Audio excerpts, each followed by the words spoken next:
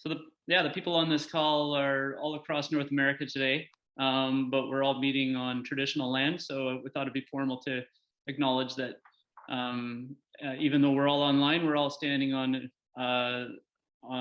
traditional land of our Indigenous neighbors. So for me, that involves being here on the traditional land of the Tsagin Ojibwe peoples, and it's the traditional territory of the Anishinaabe Nation. These are the people of the three fires, known as the Ojibwe, the Odawa, and the Potawatomi nations. So, and locally we have the Chippewa Nawash Unceded First Nation and the Saugeen First Nation that I would like to thank for being such great caretakers of this land. We also acknowledge the region's many more than human relatives that have been inhabitants of the Great Lakes since time immemorial. We also acknowledge the spiritual worldviews on the sacredness of water shared across many, if not all, Indigenous communities of the Great Lakes. So thanks all for attending. And as I say, I've shared those that have sent regrets with our somewhat informal Lake Huron team.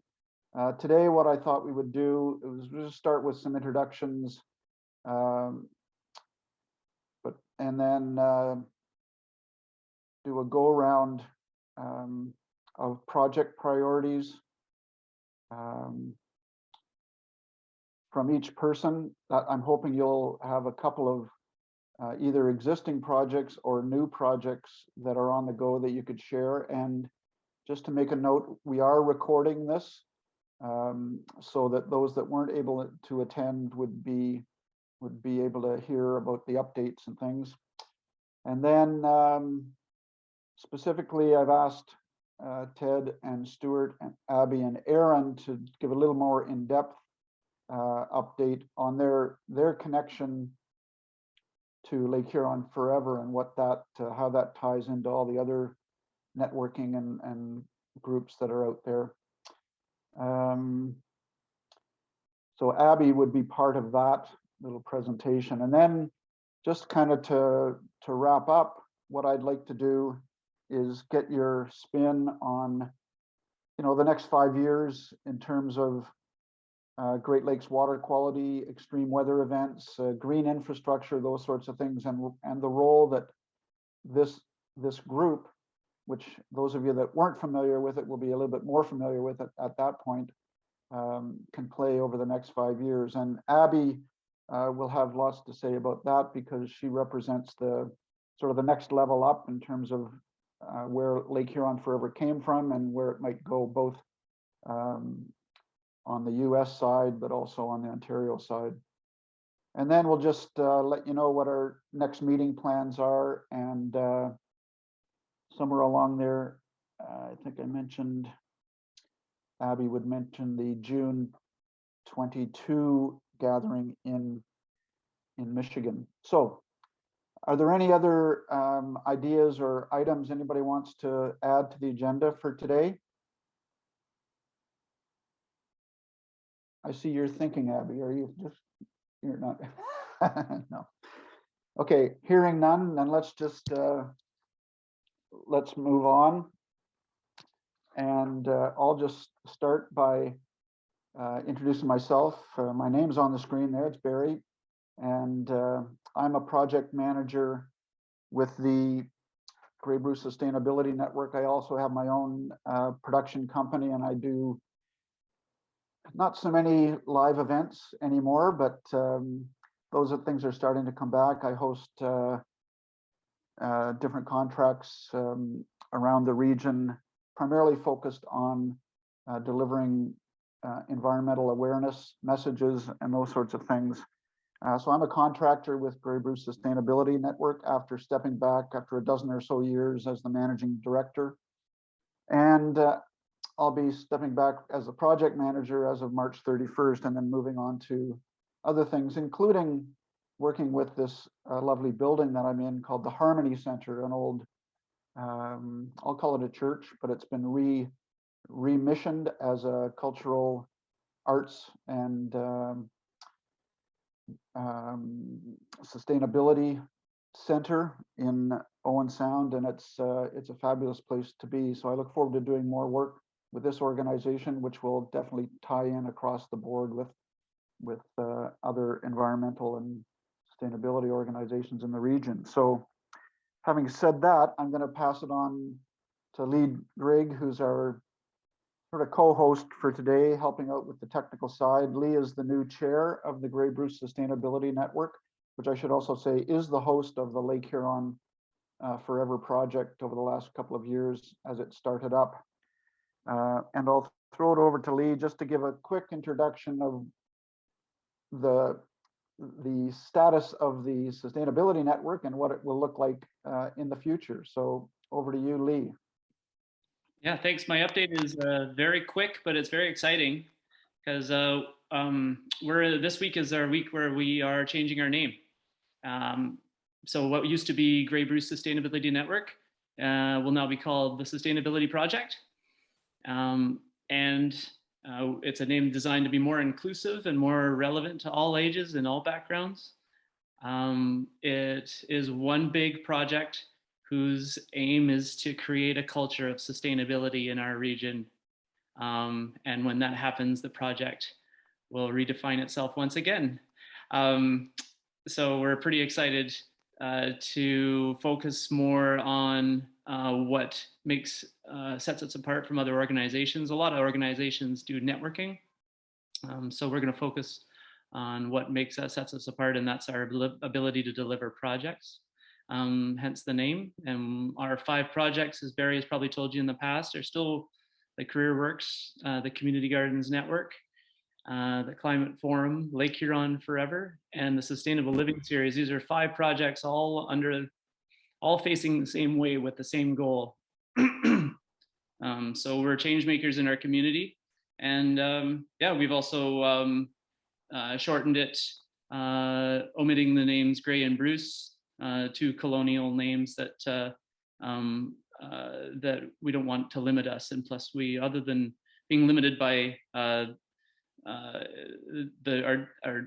people and our demographics, we're also limited with Grey Bruce to that boundary, which excludes the 2 First Nations that I mentioned in my intro in the acknowledgement, and also realistically the other areas very close to the border. So Collingwood and Goderich are in the watersheds of the stakeholders that we deal with all the time, right? So we are the Sustainability Project, and it's a big week, and we're looking forward to continuing supporting green infrastructure projects like the one that Glow and Lake Huron Forever now has got well underway, and also nature-based solutions and all the other things that tie into that. And that's our deal. So it's a big week. So keep your ears open for the name, the Sustainability Project. If I turn off my video, you'll see our new logo. And I'll pass it back to Barry. Okay, thanks, Lee. And I've just, as typically is the standard in Zoom these days, I've just added in the chat that if anybody has a thought as far as questions, this is a pretty of a free-flowing meeting, I would say. So if anybody has any questions, just put them in, and I can help, or Lee can look, or anybody can look at the chat actually. But we'll take a little break every once in a while and deal with any questions that people have. And literally, these questions can be technical about projects, or more generic about Lake Huron Forever, or about people's organizations and what they're doing and what we might learn from them. Because the overarching goal here is to share knowledge and information and to collaborate on our common objectives. So I'm just going to go around my screen. So this is your brief introduction time, and we'll come back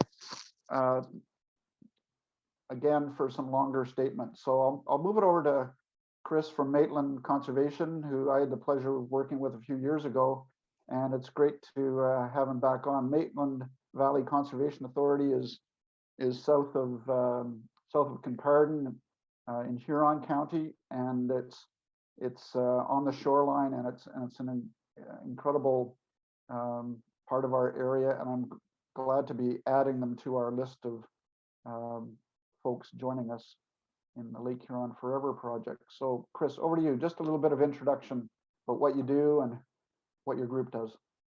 Sure. Yeah, and thanks for having me. I'm excited to find ways to work with you guys. So I'm Chris Van Esbrook. I'm the stewardship coordinator at Maitland Conservation. At Maitland, the stewardship department is we're the people on the ground working with landowners, helping them do like erosion control or restoration projects. We also do the environmental monitoring side of things. And so that's the water quality sampling. And we also have a couple now sort of priority sub-watersheds or study watersheds where we'll do some more targeted outreach and targeted water quality monitoring.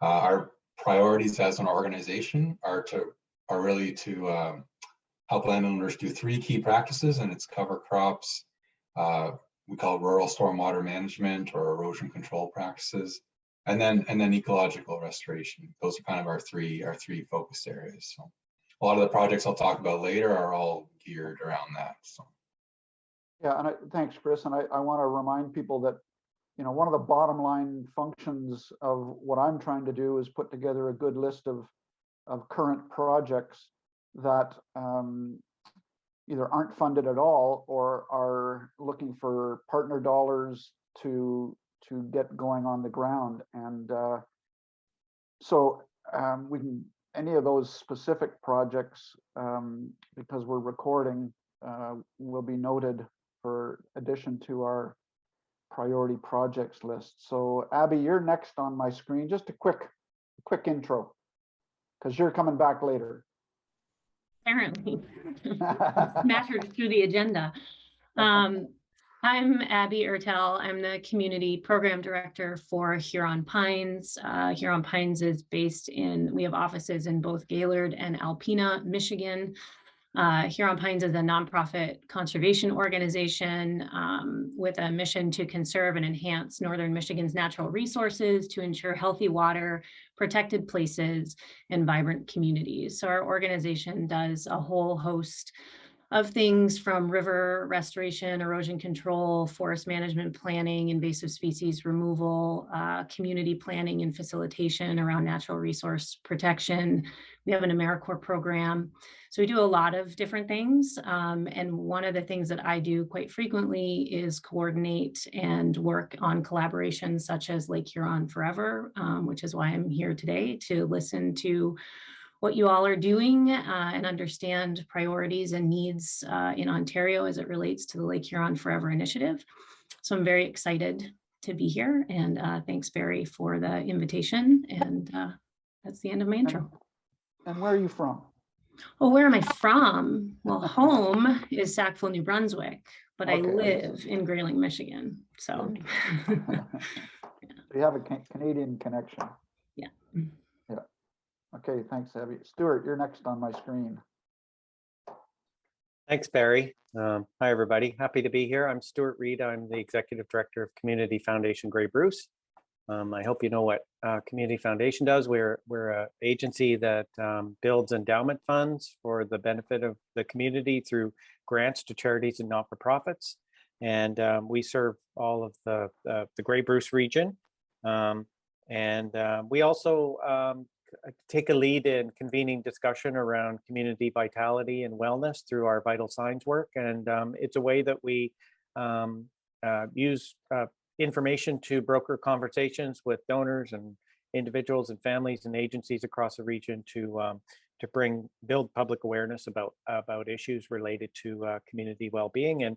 And we've been a partner on the Lake Huron Forever project since it was the Great Lakes One Water project, and very happy to have this opportunity to participate and to support your work in the community around water management, which is essential to our community's health. So happy to be here. Thanks. Okay, thanks, Stuart. And Stuart will be back later to talk a little bit more about some of the background and role of the community foundations around the Great Lakes. And also in my agenda, I say project priorities. So if there's a couple of specific ones to be noted that we can come back to later, just let's get those on the table as well. So Niels, somehow my screen moved around. You were after, but now you're before, but I'm going to go back to you, Niels. All right, we can work with that. Yeah, Niels Monk. I'm out of Owen Sound, but I'm working for the Bruce Peninsula Biosphere Association. We've been extremely busy this year. We were concerned last year about not having enough funding to run projects, but we were lucky enough to get funding of a septic system re-inspection repair program. We've got Trillium funding best management practices for agriculture. We have Eco Action funding a specific stream rehab projects, as well as a number of local funders of more specific efforts. The association has projects that promote ecotourism, responsible and sustainable ecotourism through an Eco Adventures program. We've also got work going on the more of a sciencey side of things with phosphorus remediation projects, developing some materials for biofiltration. We have efforts underway to reduce carbon footprint on the peninsula through the electrification of vehicles and through updating of households through heat pumps. And we have specific projects on, and I guess that's where I'd like to focus any input from other members on the impacts of drainage through carbonate bedrock. We have karst freshwater springs in the peninsula that are being impacted by land use activities, and we're working towards helping with that.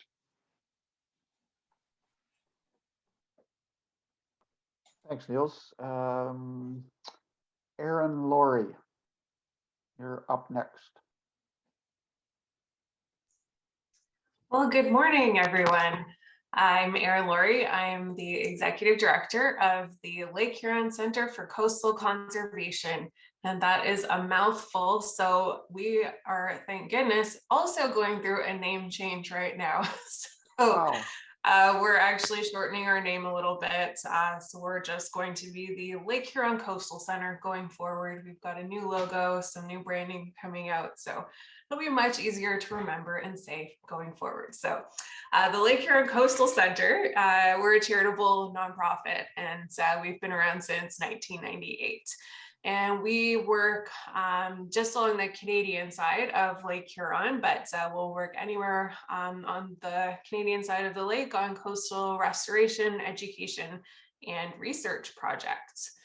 And some big ones that we have going on right now are youth coastal conservation youth course. We have a youth education program, our Green Ribbon Champion dune restoration program, and we're developing a new mobile application for our citizen science program. So lots on the go right now, and happy to be here today. Okay, thanks, Erin. And you'll be back later for more detail on something. Christopher, over to you.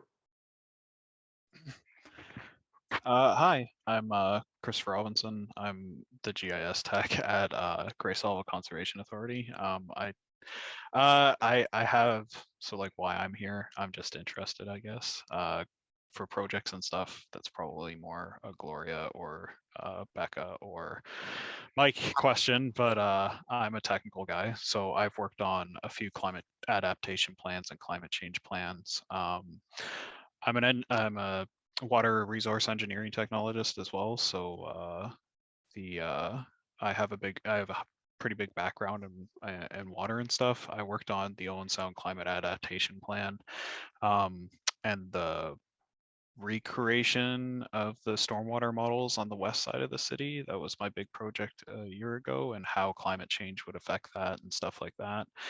So I made the models, wrote their science piece and stuff like that, and worked on the adaptation plan. So that's kind of my background. I feel bad because I'm gonna have to run in a few minutes, but it's kind of good to hear what other people are doing and stuff like that. But yeah.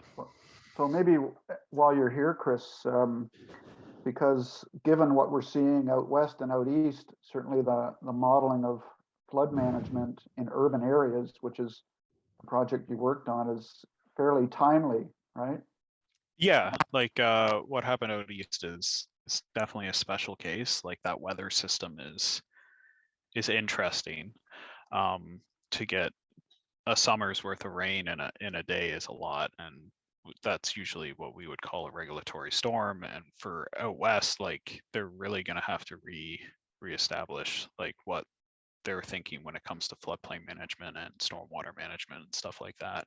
Because like with climate change, you're obviously going to get more intense storms over the next few, well, forever, right? Because it's going to be hard to reverse what we've done to the planet. But yeah, no, it's very timely, and it should be something that as Ontarians and Michiganites, or I don't know what you call Michigan people, we kind of Michiganders. Michiganders. Michiganders. Okay. Mhm. We kind of reflect on, because like we don't know when the next like Timmins or Hurricane Hazel is going to hit us, right? So it's important for us to reflect on that for sure. And with urban areas, like we're starting to find that we've definitely under designed in the past and stuff like that. So it's definitely good to take those reviews, like what Owen Sound did on the west side of the city, and they're even going to do the east side now. I think they're going to contract that one out though. But You mean yeah, like so as far as the mapping goes? yeah, Yeah. they're thinking about doing the east side now.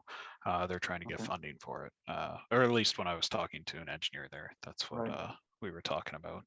But yeah, so yeah, I just water quality, water quantity, modeling, mapping. That's kind of me. Yeah. Are there other communities within the Gray Sauble watershed? Like obviously Niels is here up the peninsula, which isn't specifically covered by a conservation authority, but are there other communities in your jurisdiction or around Grey Bruce that are upgrading the mapping the same way that Owen Sound did? Yeah, the Blue Mountains is doing a master drainage plan. So Okay. they've looked into their stormwater and water management across their municipality. They're working on that now. So that's good. Tatham's, I think, Tatham's is the consulting firm that's doing the work on that. So Okay. they've done so far a good job, like I think from what I've reviewed and stuff like that. And so yeah, there's definitely interest.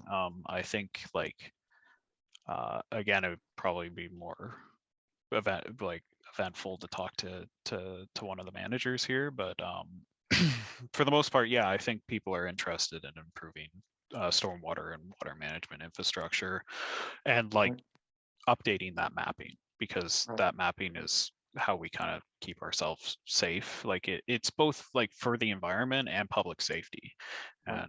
and a lot of people don't think about it that way. They just think that we're trying to protect the environment, but it's also public safety. So Yeah. Okay, that's great. Thanks for joining us. Look forward to learning more about what's going on in the future with the mapping and all that stuff. Okay, and last but not least, in the bottom right-hand corner of my screen is Ted Briggs from Provincial Ministry. Hi, Ted. Thanks very much for joining us today. No problem. Just a quick introduction, and then I'll actually, well, we'll come back to you, but a quick intro. Sure. I'll just do a real quick intro. My name's as Ted Briggs. I'm with the Ontario Ministry of Environment, Conservation and Parks. I am the Great Lakes Advisor here for Lake Huron. So my lead is Lake Huron. So that means I sit on the partnership and I'm involved in a couple of other initiatives around the lake, which I'll talk about in a minute. I'm also involved through my role on areas of concern. So one being that's connected with Lake Huron is the St. Mary's River area of concern, but I'm also to the south involved on the Detroit River, St. Clair River areas of concern as well as the ministry lead there. So there's a lot of work being done in those places. Also through my position, I have the ability to provide some funding out to different groups, and there are a number of folks such as Niels and Erin, Chris, and through the Gray Sauble that I have worked with and have been able to provide some funding to do some work and work together on some projects. So the other thing I was going to mention, other than that, I'll leave it at the intro, is with Abby mentioning she's from Sackville. I have a very good friend actually from Sackville, New Brunswick. So it's quite interesting to hear that. So there's a bit of a connection there. Anyways, I'll leave it at that for now. Yeah. And the one question I just quick with Ted, how much work are you involved with on the U.S. side, or is your focus strictly Ontario, or is there any binational collaboration that you're involved with? Well, there's binational collaboration through the partnership, which I'll talk to you a little bit about, right? So that's the binational piece. But as far as specific projects on the U.S. side, no. Like we'll work with the U.S. agencies and groups over there on different bigger lake initiatives Right, such as cooperative science and monitoring and things like that, but not any specific project in the US. Okay.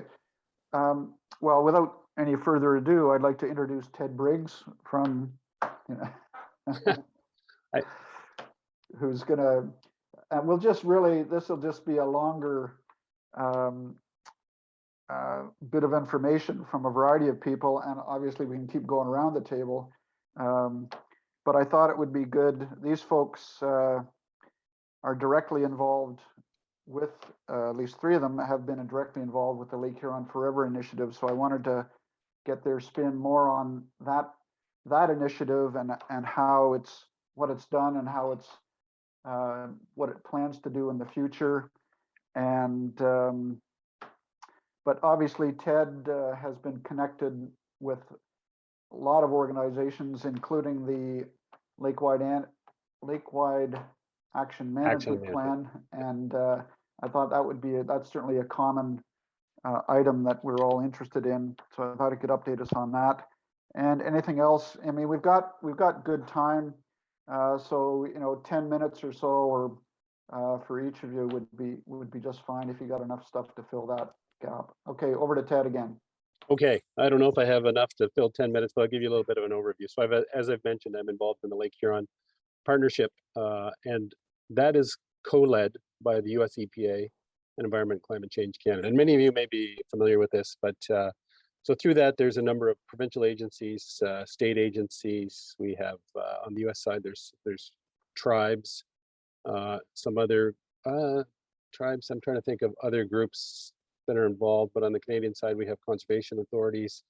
We have the provincial agencies, and there's probably some groups I'm missing, and I apologize for that. But we've been meeting basically on a bi-weekly basis. I think we're going to move to monthly shortly. But we use this group to talk about what are the key issues around the lake that we need to focus on. And in 2017, we developed our first Lakewide Action and Management Plan for Lake Huron. And so within that plan, we kind of gave an overview of the state of Lake Huron. We also identified some key issues that we felt that needed to be worked on within the lake.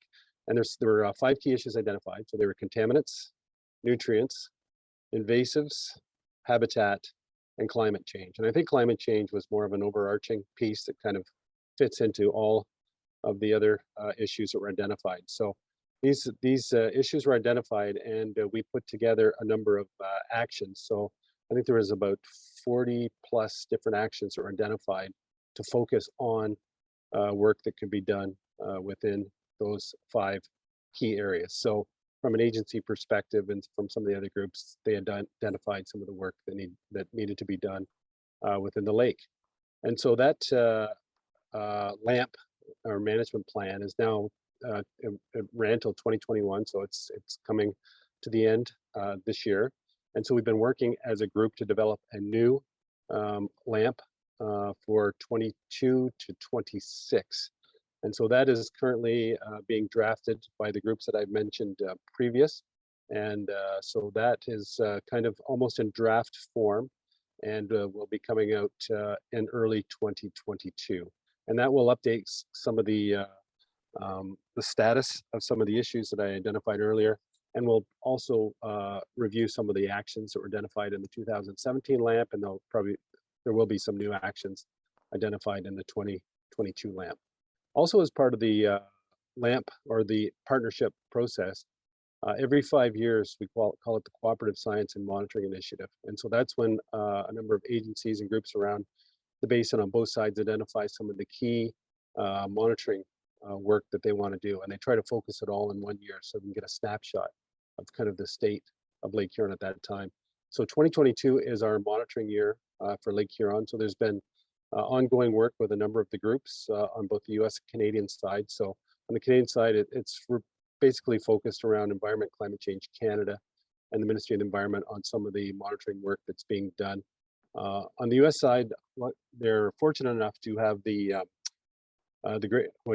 Great Lakes Restoration Initiative, in which funding is available for a lot of these groups to get out and do a lot of the monitoring work. On the Canadian side, we don't have that luxury of having specific funding to do monitoring, so it's all based on what various scientists within these agencies are able to do within that year. But there is some work that's been identified within on the Ontario perspective within our ministry. We have some stations set up along the shore, all the way through up the southeast shore and into Georgian Bay, in which a number of different parameters are monitored. And these are done every 3 to 5 years, and this happens to be the year that's it's being done on the Canadian side. So that's kind of will be our contribution to CSMI. But anyway, so that kind of gives you an overview of the partnership and some of the work that's being done there.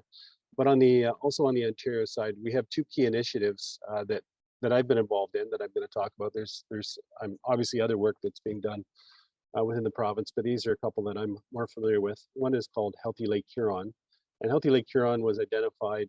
It's the watersheds and the nearshore that runs from Sarnia, Ontario, up to Tobermory, and it was initially targeted because of some nearshore issues in the water along there. It started out as pathogens, bacterial contamination at the beaches, which were causing a lot of closures, especially in the 80s and early 90s. More recently, it's become more of a focus around nutrients and some nuisance algae that's started to create some problems and some issues in certain areas along the shore. It's obviously not happening along the entire shoreline, but in some parts along the southeast shoreline. And so what we did in 2010, we started this initiative now known as Healthy Lake Huron. So before there was a working group of a variety of agencies that were involved and just kind of discussing some of the things that were being done and some of the issues. But then we started this more formalized Healthy Lake Huron group. And that's led by our ministry and the Ministry of Agriculture, Food and Rural Affairs. So they're the co-chairs. And then we have conservation authorities, the health units, municipalities, a number of NGOs, and just a variety of groups that are involved in that. And we identified a number of priority watersheds to focus our efforts on to do remedial action work within those watersheds. And we also developed a long-term monitoring program within those watersheds to ensure that the work we were doing there was actually making a change with respect to water quality. Because we've noticed in the past, there's been a lot of programs we've had in the past, short-term programs, 3 to 4 years, there'd be funding available to do BMP work. But there wasn't really good, maybe some short-term monitoring, but there hasn't been a long-term monitoring process in place. So we wanted to make sure that this was really a long-term process, because I think it's our understanding, or our thought anyways, that it takes a long time for us to see changes in these watersheds. And I think even though we're moving on just over 10 years that this work has been done, we still are not necessarily seeing the big drop off in nutrients and different contaminants that we were hoping for in some of these watersheds, but we aren't seeing them getting worse as well. So I think there's obviously some more work to be done in that area. But a number of these priority watersheds are led through conservation authorities, or we've also the Bruce Peninsula through Niels and Elizabeth Thorne have been doing some work as well. We also have the Pine River watershed group, which is north of or near Kincardine, and so those are kind of leading the work. So that's the Healthy Lake Huron, and I could go on that one, but I won't. The other one is the Lake Huron Georgian Bay Community Action Initiative, and this is some work that was driven. This initiative started in 2007, and it was really a focus. Environment Canada was one of the drivers. We were involved. A number of other groups were involved. Because of the size of the watershed of the Lake Huron and Georgian Bay, we felt we really needed more eyes on the ground, however you want to say it, to tell us what was going on around the watershed. And this is on the Canadian side. And so we invited a number of groups to community groups really, but CAs have been involved, a number of different groups have been involved to identify issues within their region, identify projects that needed to be done to deal with these issues, and then to work together, similar really to what the Lake Huron Forever is doing, and to try to provide some initial funding to help get some of these projects off the ground. So over the last number of years, our ministry has been able to provide a little bit of seed money into this group. We work through the Oswego Bayfield Conservation Authority. We've been able to provide some small funding amounts out to about 7 to 10 projects annually, within these CAs and community groups to do work on the ground. And so that's been ongoing. We've also brought these these groups together to talk about issues. Barry, you were recently on one of our summits where we've been doing them virtually over the past year. where we bring allow these groups or get these groups to talk about the different projects that are going on. So the last one we talked about, microplastics in Georgian Bay. We talked about innovative funding models that the Bruce Peninsula has underway. And we talked about some programming that was underway on Manitoulin Streams, where they're working with some Indigenous communities there and doing some watershed work. So that's kind of the types of work that we're trying to do through this community action initiative. And it's really just to bring these groups together to share information and to help them along with wherever possible. So those are a couple of the initiatives that are underway on the Canadian side that I'm involved in. Like I said, I'm sure there's many more that so I've just really scratched the surface there, but gives you a little bit of a sense of what we're doing here on the Canadian side. So I'll leave it at that for now. Great, thanks, Ted. And the one question that I had, and it does relate to Lake Huron Forever, with the Lake Huron Forever focus being on green infrastructure and stormwater management and extreme weather events and those sorts of things. Are most of the projects that you're involved with focused on water quality? Or are there some that specifically address water quantity and stormwater management and that sort of thing? Both, really. I mean, the true focus is water quality, but I don't think you can deal with water quality unless you're also dealing with water quantity, Exactly. especially these days, right? And I think when we started the Healthy Lake Huron initiative, one of the things was, you're dealing with agriculture. There's been a lot of systematic tiling done, to move the water off the land. Fair enough, but I think we've almost made the water move from the landscape to the lake too quickly now, and we need to try to figure out ways to try to hold that water back. And especially now with climate change, right? We're getting those intense storms. We're seeing these big blips in water moving through off the landscape. So I think that has to be dealt with part and parcel for sure. Okay. Any other quick questions for Ted before we move on? Hearing none or seeing no hands raised, let's move on to Stuart, who's shaking his head. Move on to Stuart, who's just going to give us a little Barry, bit more... I just had a call come in that I have to take. Okay, Could I go in a little? I'll skip you. Yeah. Sorry. I've been waiting for a day. Stuart is a busy guy. Abby, then maybe you could give us a quick update on your role with Lake Huron Forever and a little touch on the Great Lakes One Water initiative and how we fit into that these days. Sure. Do you mind if I start off with a question for Ted, though? Yeah, raise your hand. Ted, I have a question. Sure.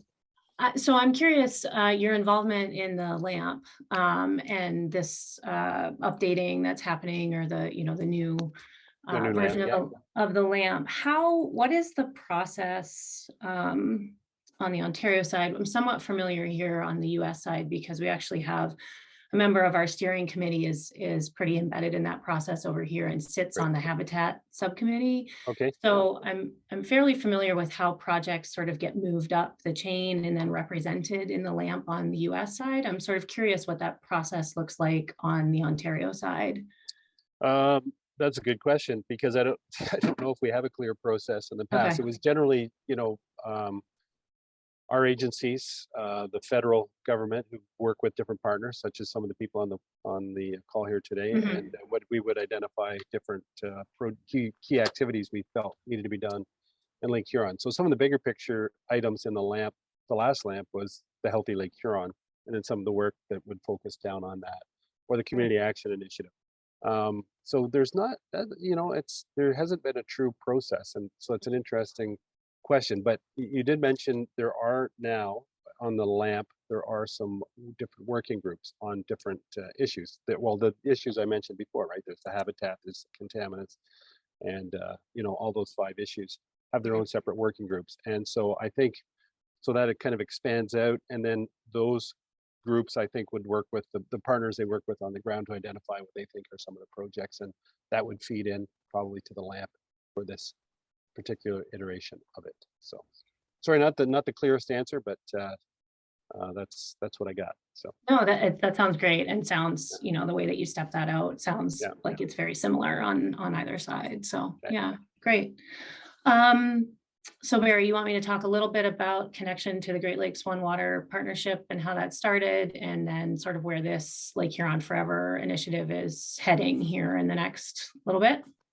Okay, so as I mentioned in my introduction, I'm the Community Program Director for Huron Pines, but when the Great Lakes One Water Partnership started, it actually started with community foundations, which I think Stuart is going to talk to a little bit here in a few minutes. And we were very fortunate around Lake Huron that 3 community foundations kind of raised their hand and said they were interested in this partnership to understand and identify how water quality and water quality protection connects to community health and vibrancy. So that's why community foundations and technical partners are working together under this initiative.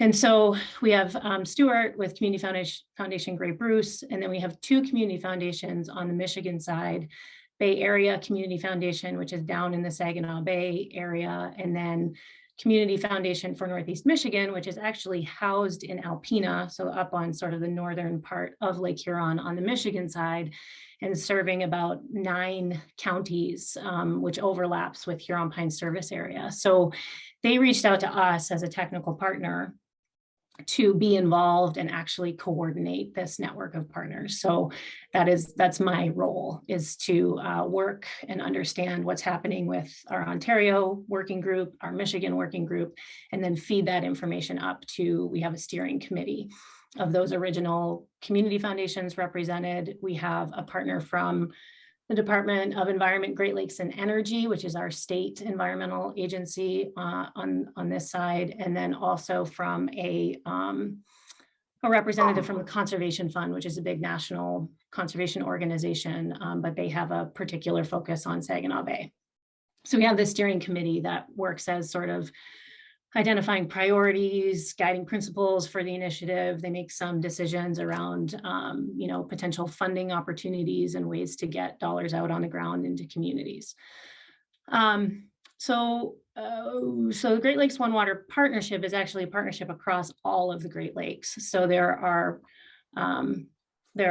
regional teams on all of the Great Lakes, and there's 2 on Lake Michigan, one in northern Lake Michigan and one in southern Lake Michigan. So Lake Huron is one team across the basin, all working on these water quality, water protection issues. And when we started, we really looked at a unified vision that would increase Lake Huron coastal community readiness for nature-based solutions to protect water quality. So our sideboards were these nature-based solutions, and in particular stormwater management and how those get implemented. We are also the only international team in the Great Lakes One Water Partnership, because we're so grateful to Stuart that he raised his hand to be part of that. So, we have Lake Ontario team, but it's all Canadian representation. And then all the other lakes are US representation only. So how many years ago was that? 2018, 2019? When it started. And so our charge as a team was to come together and identify our issue, which I mentioned is stormwater abatement through nature-based solutions, and then develop an action agenda, a 3-year action agenda around that particular focus. And so we did that, and now we're sort of into year 3 of that action agenda. And so we're really interested in hearing from this group, from our Michigan partners, sort of what are the priorities, what are the key things that are happening or teeing up for all of you that can be sort of incorporated into whatever the next iteration of the initiative and the action agenda are. And we use a framework that we call engage, activate, and sustain. So this is to recognize that communities can be in different places, right? When you start this conversation about water quality protection, stormwater management, green infrastructure. And so we sit down to engage with partners in a very sort of one-on-one sort of opportunity, understand what data gaps might be there, what resource needs might be there, what opportunities might be there. Some of our communities have like 25 plans around stormwater, but have never been able to implement them. So they need some help sort of getting over those hurdles. And so once we understand the needs of our communities or our partners, we then work to tailor resources or programs to activate them, right? So, okay, you have 25 plans, you haven't been able to implement them. What's the issue? Is it skill development? Is it training? Is it funding? You know, is it lack of engineer expertise? You know, what is it? And how can we help connect you with the resources that you need to get activated around these particular issues? And then we seek to sustain those efforts. And so that could be through collaborative funding opportunities, through the network. We have our Lake Huron Forever Pledge, which we ask communities to take. And then there's a small roadmap of commitments attached to that, that communities feel that they can continue to move forward to protect water quality and community health. So that's the framework that we work under, and we have been working under for the last little bit. Over the last, certainly COVID was in there, right? That was a challenge for all of us in terms of how we work with communities and get projects implemented. But we were able to kind of keep moving forward with these relationships that we had built in communities. So as a network, right now where we are is we have on the ground projects happening in 7 communities. And certainly thanks to the leadership of Erin and the Lake Huron Coastal Center, you know, her Green Ribbon Champions program is part of that and working in a couple of communities on the Ontario side. The Lake Huron Forever Pledge is actually going to become a reality likely this year. We'll have a community over here on the Michigan side actually next week at their city council voting to adopt the pledge and continue the work that they've been doing in the efforts to address stormwater and water quality of Lake Huron. We've developed our Peer Learning Circle program. So we've had 2 opportunities to bring Ontario and Michigan practitioners together to learn, ask questions, understand projects. We have core partners making financial commitments and connections. We've been able to leverage over $600,000 for work around stormwater and nature-based solutions across the network. So, you know, and that's because of our action agenda, because we had identified projects, because we knew communities that needed the resources or particular training opportunities. We were able to sort of have those shovel-ready projects when funding opportunities came along. And then we have new partners and leadership and support. You know, Erin was not part of the original core group, and here she is, and certainly providing leadership. And we have on our side an entity called the Northeast Michigan Great Lakes Stewardship Initiative, which is really focused on experiential education, K-12 connections. And so they're coming in to provide some leadership and connections out to youth in these communities beyond municipal leaders. So where we're headed, we want to develop some stronger tools and strategies to leverage additional dollars, right? I think probably the #1 challenge that we hear from ourselves and from partners and from communities is, you know, dollars to implement projects on the ground. So Barry's been talking a lot about a project priority list, which is our mechanism in the initiative to be able to be ready for funding opportunities when they come along. So the Michigan project team is identifying their priority projects.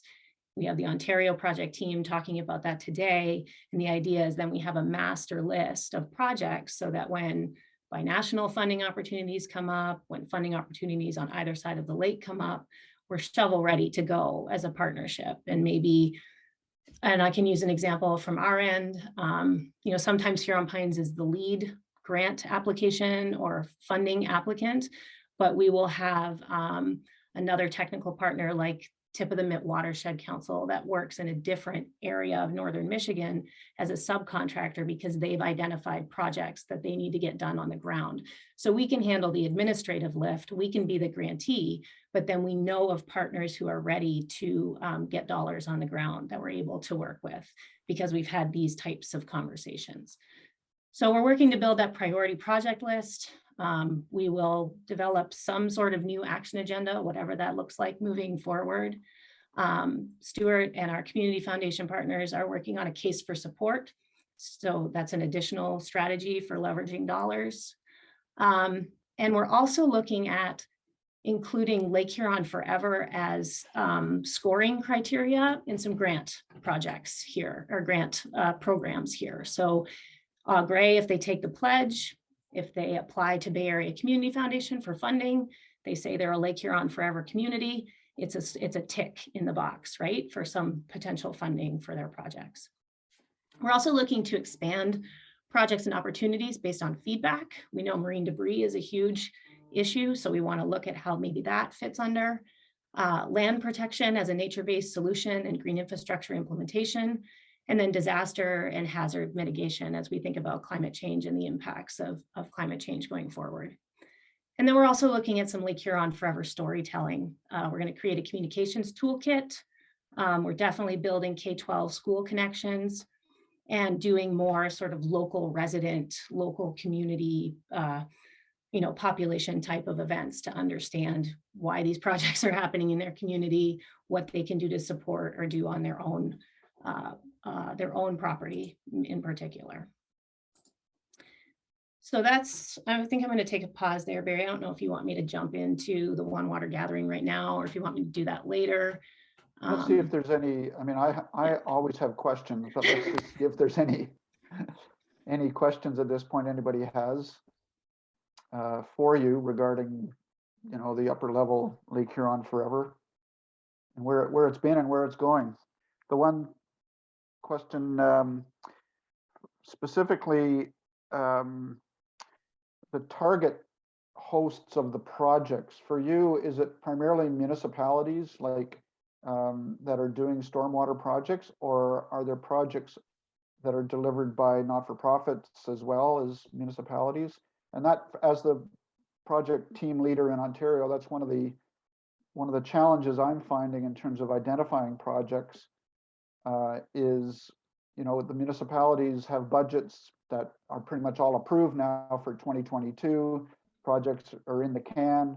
They've either got the funding or they don't. So, and they're huge projects, and they're not that interested in chatting about getting an extra few $1,000s or something like that. So the smaller organizations that are looking for funding on the ground to do education projects, to do smaller scale tree planting and that sort of things, they seem to be the ones that are much more open to chatting about funding. So I just wonder what your experience is in terms of dealing with the municipalities and who's getting the money. Yeah, so it's a mix of both. So I can speak from the Michigan side a little bit more strongly. Yeah. So it's a mix of both. We have a community, Au Gres, Michigan, very small, 800 people population, but their city council and their city leaders have been bought in since the beginning, and they recognize that stormwater is something that they really need to take seriously, and they are both oftentimes they're pursuing funding, partly because they have a stormwater assessment that's been completed, so they understand, they have the data and the information about the impacts of stormwater in their community, and they have prioritized projects within that. So, and Huron Pines did that. So we did the technical assessment, we provided them with that document and helped them understand what that document says. And then when the Department of Environment, Great Lakes and Energy comes out with a funding opportunity for local municipalities to address water quality issues, they are then prepared to put in an application. We sometimes oversee the technical on the ground piece, but they're the applicant. They're bringing the funding into their community, and then we can do the work on the ground. In other communities, the tip of the mitt example that I used, we can be the funding applicant, but the dollars go to a different nonprofit organization that has better community relationships and understands those projects to do the projects on the ground. Some of the examples from the priority project list on the Michigan side that are popping up are education and outreach based, doing story mapping in our communities where green infrastructure is being implemented, to tell the story of that, why it's important, reach more people. We have an urban tree canopy design and implementation project that's coming up. We have a wetland restoration. And just so it sort of runs the gamut, right? So when you say we, it's sort of a blend between the Huron Pines function and Lake Huron Forever, right? I mean, it's not, all that stuff isn't happening under the Lake Huron Forever umbrella. It's work that Huron Pines does as well, right? Oh, no, we're applying, when we write our grant language, it's Yeah. for the Lake Huron Forever Initiative. It's to move forward the goals and objectives of the Lake Right. Huron Forever Initiative. Okay, We're a mechanism for getting the money into communities or getting, the projects done on the ground. I think, Right. And understanding the landscape of Michigan, Northeast Michigan is very rural, very small communities, not a lot of nonprofit organizations. Right. And so Huron Pines service area is the entire Northeast quadrant of Michigan. So in terms of a technical implementation partner, Right. there aren't many of them. So Okay. we often fill that role for a lot of different communities. Great. Yeah. Which is not the Okay. case on your side, which I think is beautiful, right? You have all of these partners and all of this great work being done Yeah. and lots of organizations. So it's a little bit of a different picture for how how those dollars get spent on the ground. Were you raising your hand, Ted, or just saying hello? No. The other question. Well, actually, I wasn't, but I will mention something, Abby, Okay. when you were talking about the start. Just maybe to clarify, you were talking about, I think, a pledge that you have. Was it the Lake Huron Forever pledge, or is it is that for both sides? Because it just got me thinking when we started. So our Lake Huron Community Action Initiative was when we started in 2007 was a framework for community action.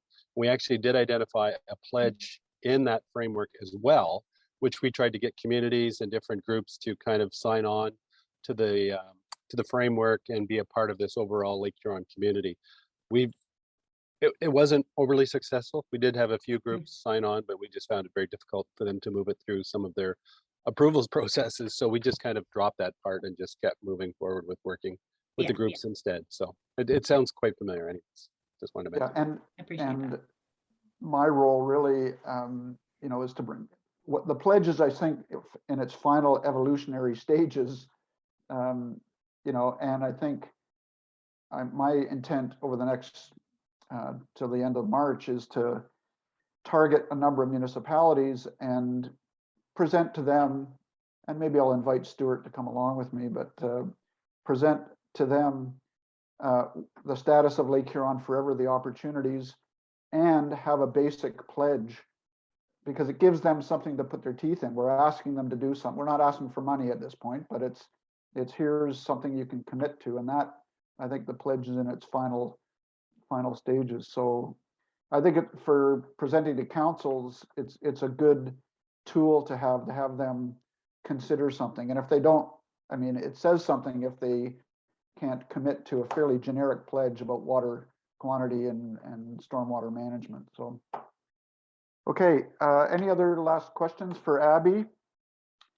If not, we'll move back to Stuart, who's finished his important call and is now on the other important call, just to give us a bit of perspective from the Community Foundation and the role that they're playing in Lake Huron Forever.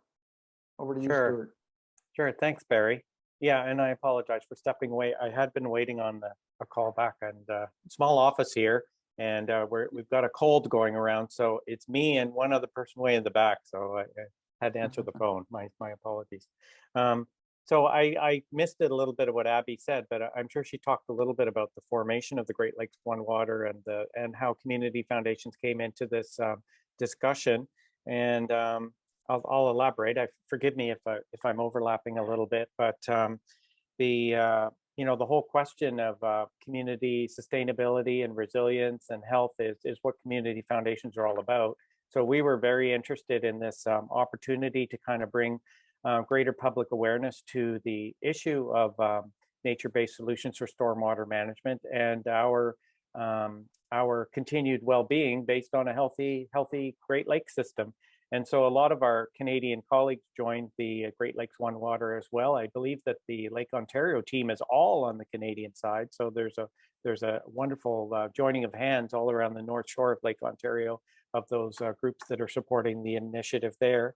And we've been really stimulated and engaged with our two Community Foundation colleagues in Michigan, the Community Foundation for Northeast Michigan, and the Bay Area Community Foundation. And we've had a wonderful, strong network built, and learned so much through this process of planning and discussing how philanthropy can be an element in positive change for water management, and that's something we're continuing to discuss. And I think Abby mentioned how we're moving together to build resources and tools to help us talk about this project to potential donors and local corporations and businesses and interested people, to see if we can link them into the action.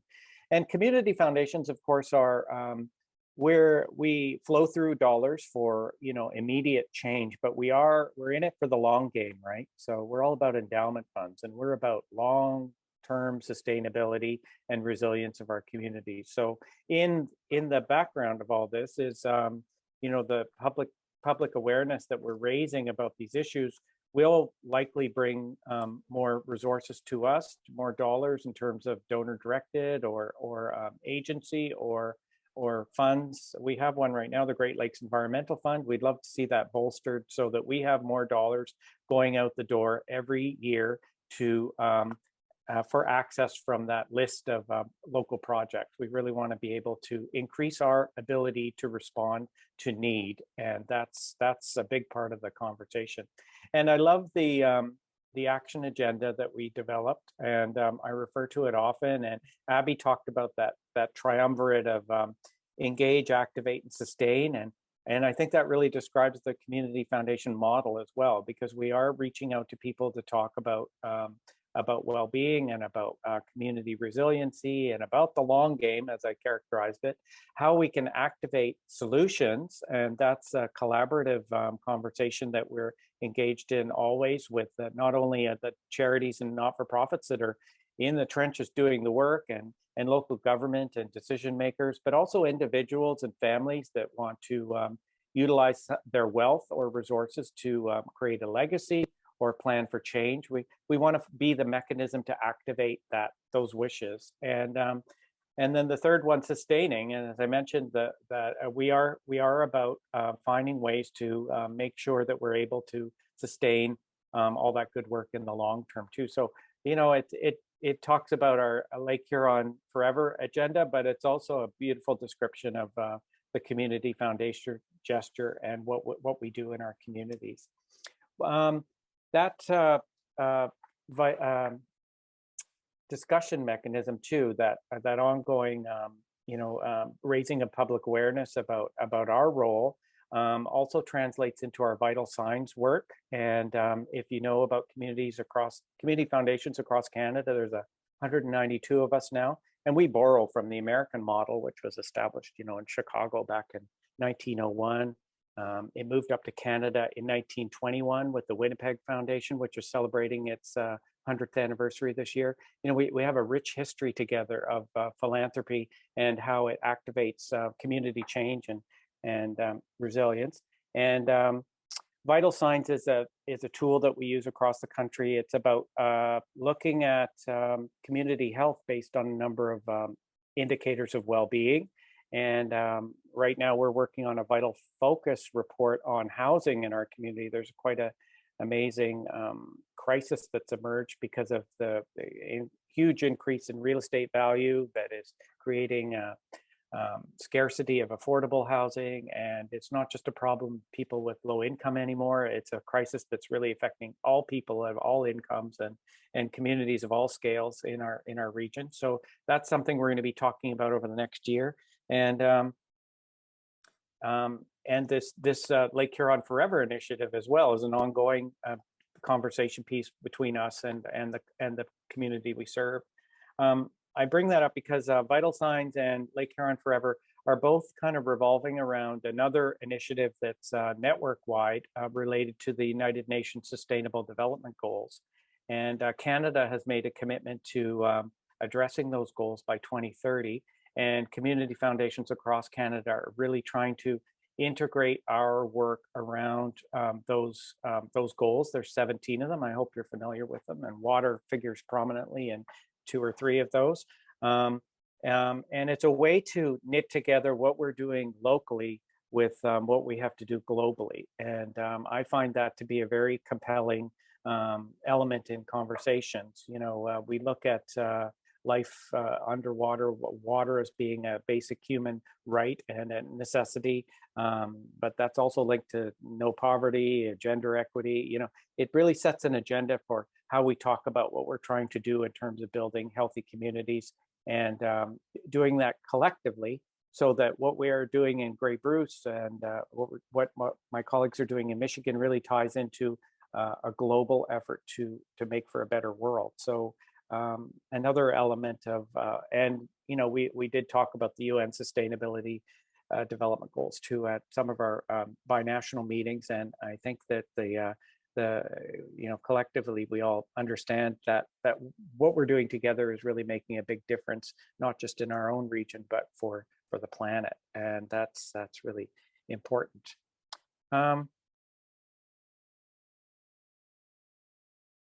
And I think Abby talked a little bit about our kind of project and what we're heading into related to the implementing our action agenda. And one of the big things on the horizon for our Grey Bruce team is seeing if we can expand our network a little bit. Over the last year and a half, Barry and I have talked a great deal about the Georgian Bay Shore and how we leave them out a little bit in our naming, but it is Lake Huron as well. And there's a lot of great initiatives that are happening around the corner from us that we would like to engage with. And in the next year, one of the priorities for my office is to kind of reach out to our colleagues, community foundation colleagues, probably first in some of the communities in Muskoka, Huntsville, you know, up and around the whole shore on the Canadian side, to see if we can expand our network and bring some other capacity to the project as well. I think it's going to be even more compelling as we reach out with our case for support to potential funders and partners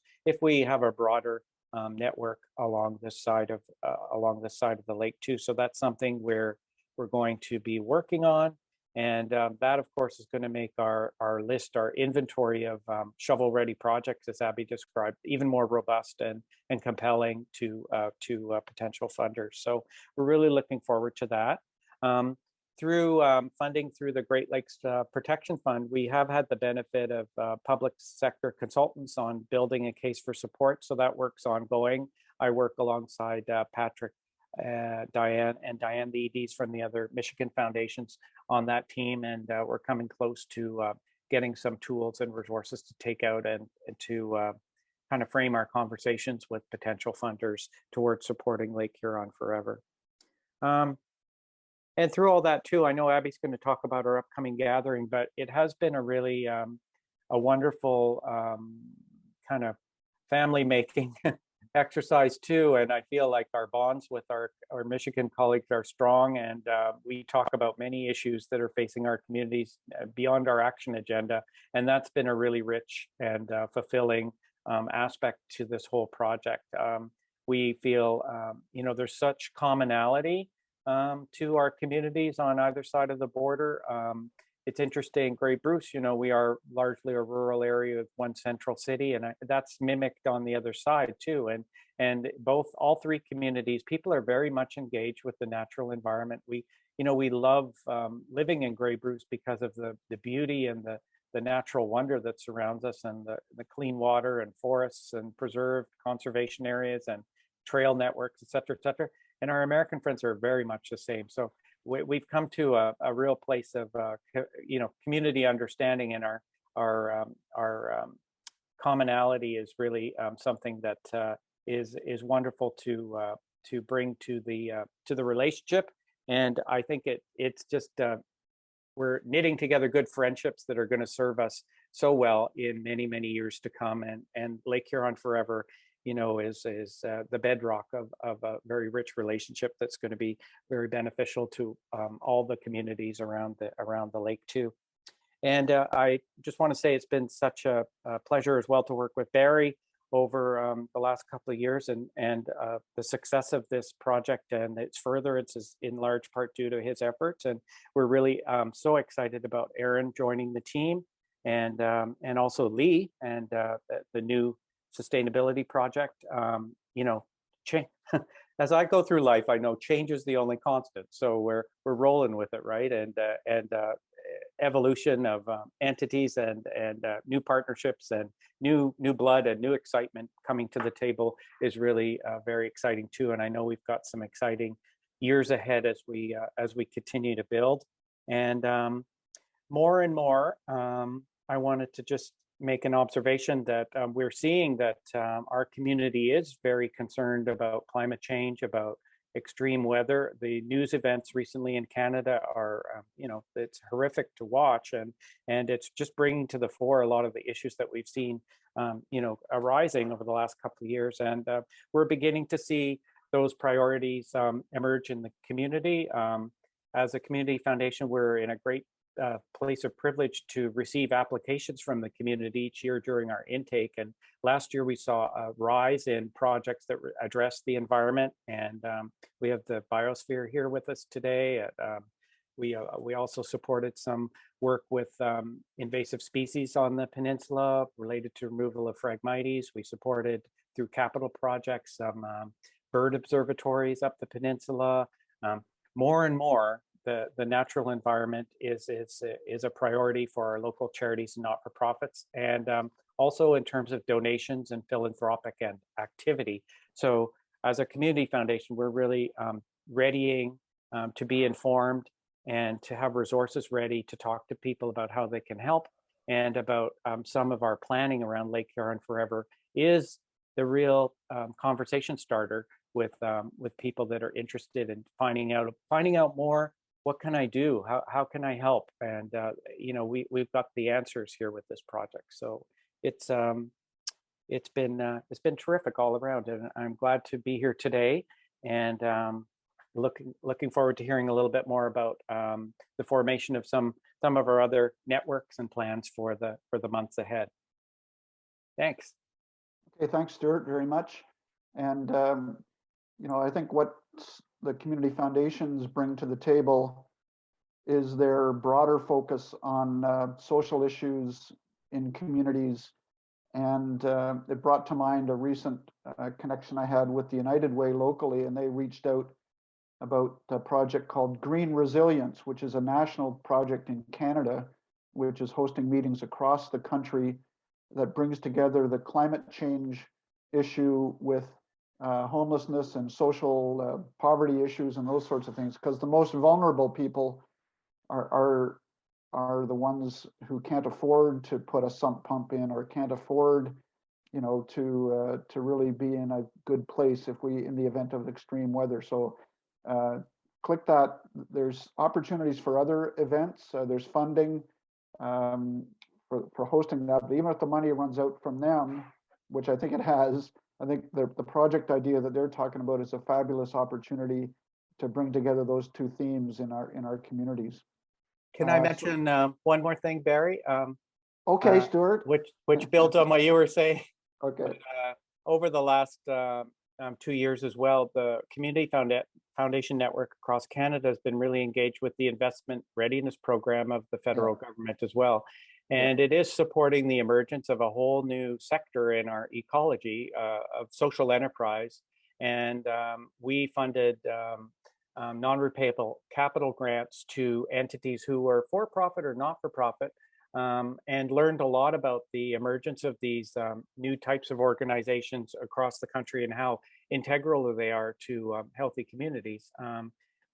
The Investment Readiness Program was a great initiative of the federal government that was priming the pump for the development of these social enterprise organizations, so that they will be better ready to take advantage of the Social Finance Fund, which is a $750 million fund that's going to be rolled out by the federal government in the years to come. But it's a new consciousness that we have, and Harmony Center is a great example of an organization in the community which is giving back and has a community give back as its core purpose. And we're seeing lots more of those, and a lot of them are related to water and Great Lakes health too. So it's another element to our soup when we're talking about Lake Huron Forever, that social enterprise is something that we're going to want to be aware of and find a way to support. Okay, thanks, Stuart. I mean, the social enterprise for me has always been an alternative action hosting group to governments, because governments move so slowly that we can also do things on the ground hosted by social enterprise groups that earn revenue but deliver a social good or environmental benefit. And Lake Huron Coastal Center, formerly Lake Huron Center for Coastal Conservation, it's not that much shorter a name, but Erin Laurie is just going to give us an overview of her role with Lake Huron Forever and a little bit more about her organization. And I've got 11:30 as a soft deadline. I'd really love to, specifically with Niels and Chris, although I do have in writing some of the updates of the projects from both the Peninsula Group and from Chris, but I'd love to just very specifically hear, after Erin, hear from Niels and Chris, just specifically about on-the-ground projects that you, perhaps two of the most significant ones that you're involved with. So Erin, over to you. Thanks, Barry. And yes, I'll keep it very brief so we can get into the project discussions. But yeah, like I said, I'm the executive director of the Lake Huron Coastal Center. So I've been there for over 6 years now. And we do projects on the Canadian side of Lake Huron. So I was absolutely thrilled to find out about all the work that our friends at Huron Pines have been doing. I feel like they're a sister organization on the other side of the border. So we do a lot of similar work at the Coastal Center. Like I said, our big project this year was our youth corps, and thanks Lee for sharing the YouTube video links. If you want to learn more about that project in particular, the link to our new video is in the chat. And our Green Ribbon Champion project. So that project has been really important for a couple of municipalities along the Lake Huron shoreline here. We found that, or the municipalities found that people weren't really understanding the value of beach and dune ecosystems. And that was resulting in a lot of public destruction of the dunes. So they asked if we could help somehow bring an educational initiative to their municipalities. And they really wanted to look at an education first approach rather than just handing out fines for damaging the dune areas. So yeah, we were really intrigued when we heard about Lake Huron Forever and the green infrastructure angle. And I had to think about it for a while. I thought, is dune restoration green infrastructure? And we concluded that yes, it is. So our staff go out and we meet one-on-one with landowners, and we talk to them about, how the beach works and why dunes matter. And we do a beach assessment with them and provide them with some recommendations on how they could help improve the health of their beach.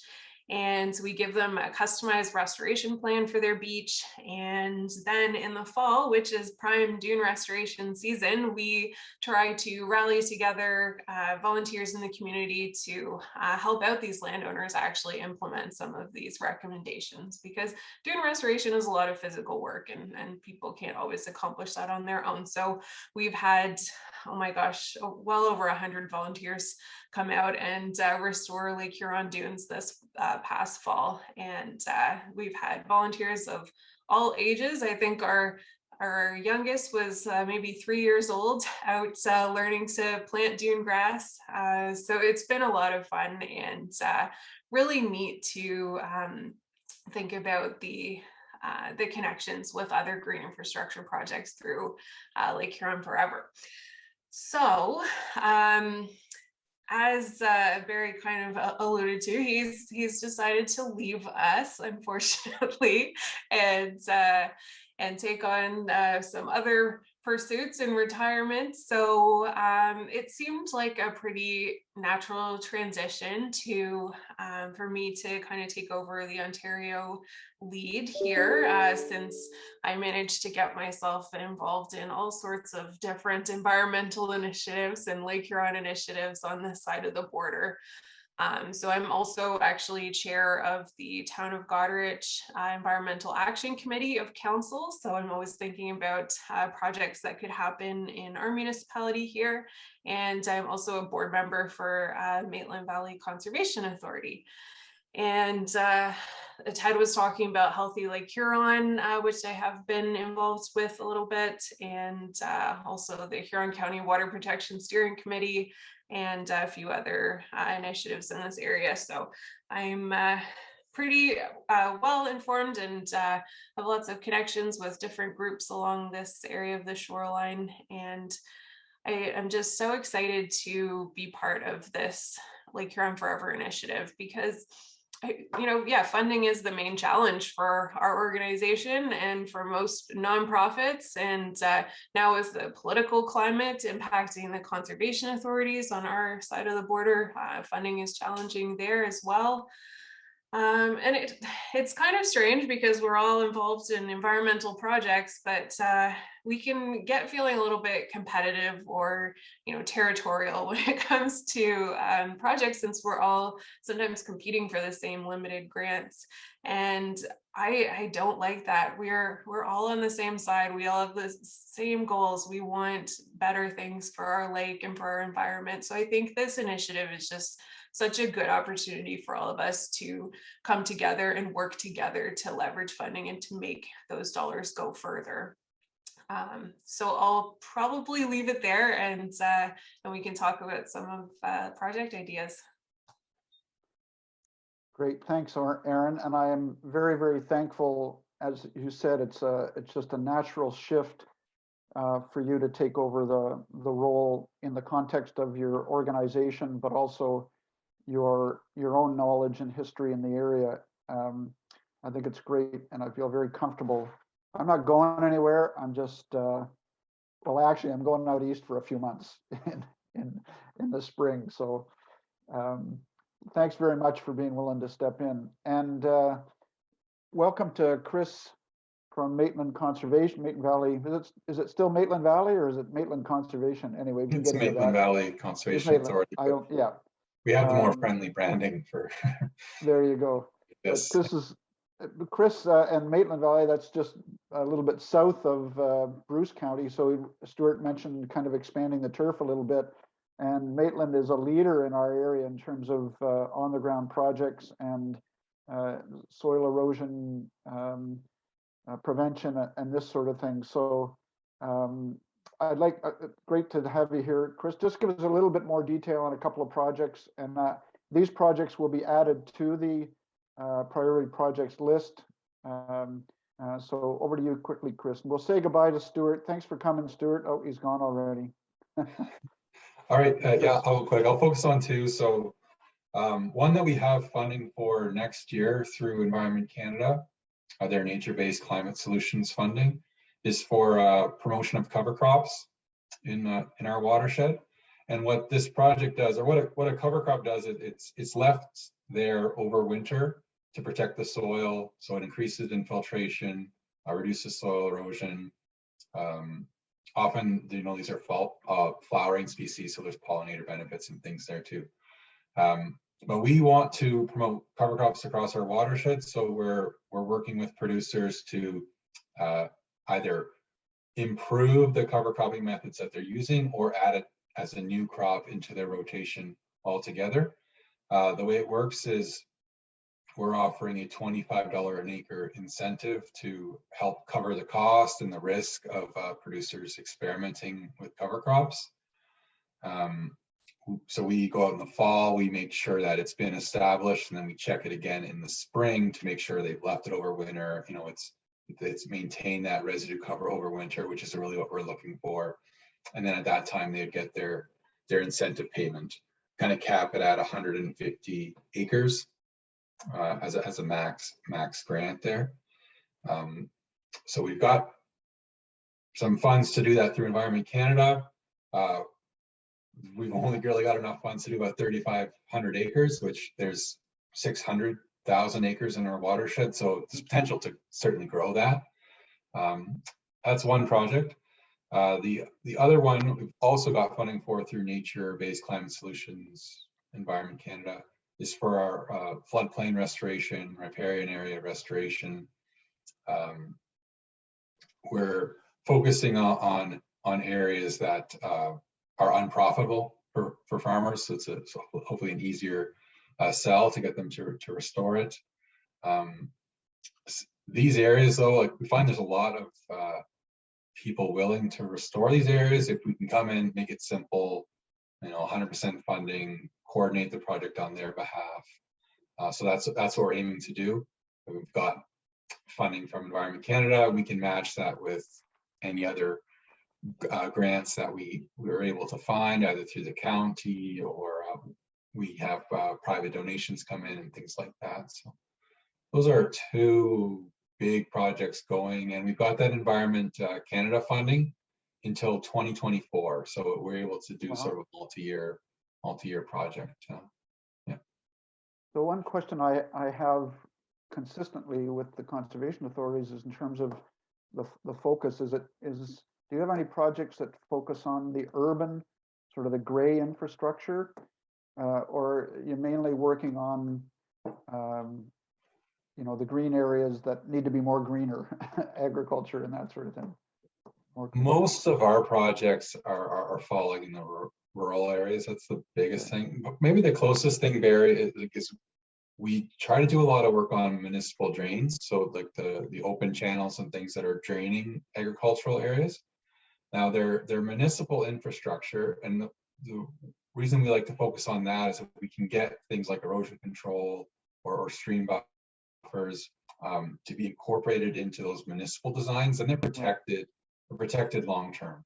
That's another one of our focus areas, and we're always looking for funding opportunities to get more of that infrastructure incorporated. We've got one project going ahead this fall, so a series of erosion control berms that are being incorporated that we're able to support with some funding. But the funding for that is not always that readily available. But it's really important because it's the users that are absorbing the costs of these features. If there's no external funding coming in for it, it's really hard to convince people to willingly increase the cost of their drainage project. Yeah, especially when everything flows downhill. Exactly. So again, the beauty of going through the Drainage Act and incorporating municipal drains, it's a way of assessing of the cost to all the users, upstream, downstream, all sort of bear the cost. So if we can offer some funding to take the sting out of that bill, then people are much more receptive to incorporating erosion control, buffers, wetlands, any of those stormwater management things that we want to promote. So.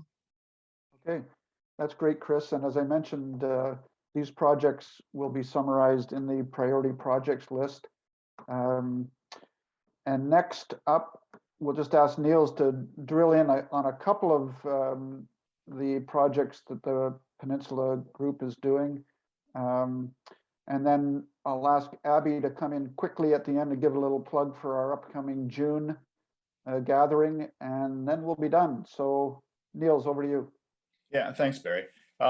This is personally good for me to hear about what's happening on a higher level. I spend most of my time on field projects, and especially over the last couple of years, I really haven't been as aware and as, I guess, driven by these larger efforts. So anyway, I'm glad to be here today.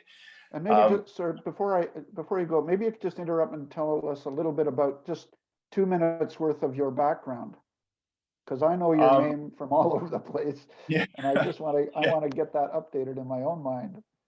Yeah, I'm a geotechnologist, and I guess my career has spanned a number of different activities, from aggregate production to work with the MOE and the MNR and conservation authorities. Okay. And as well, I have a background in farming, so it kind of lends my skill set to this kind of work in the field. So yeah. You live in Owen Sound?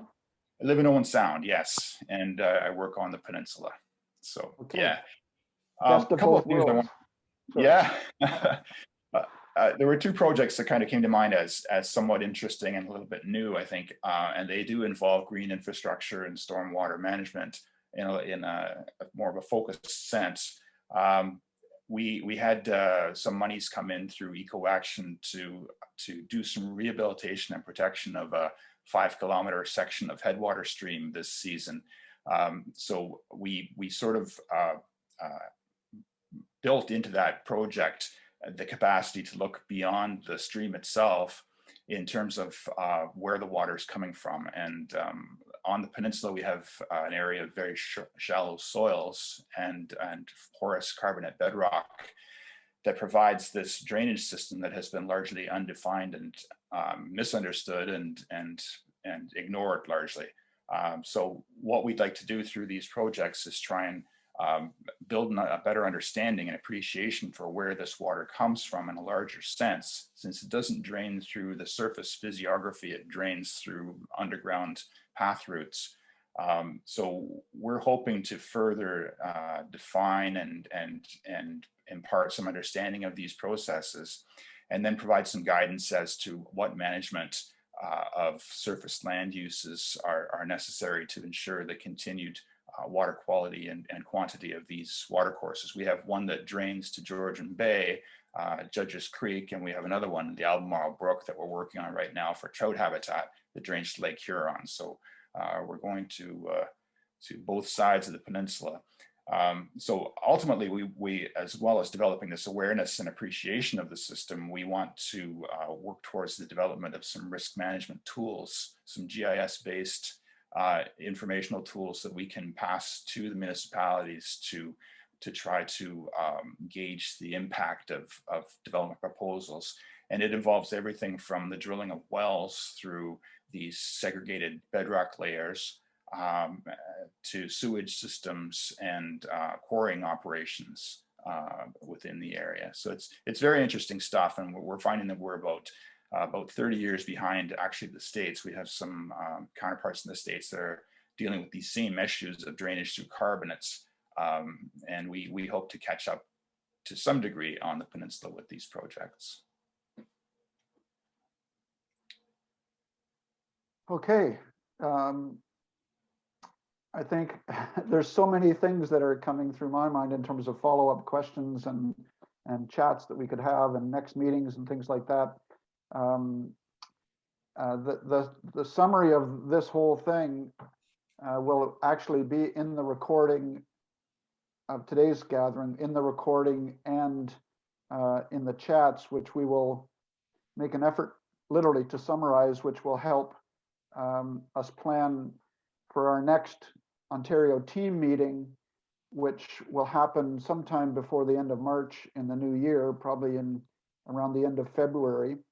And you'll all be invited back to that. And keep in mind as well that that's just the Ontario, theoretically the Ontario side. We always have someone from the Michigan team attend to keep us updated there. But there'll also be a couple of what we call peer-to-peer learning events, I think next year, which is more cross-border topics with more formal presentations. I appreciate everybody's willingness to just kind of wing it with the presentations today, and everybody did really well.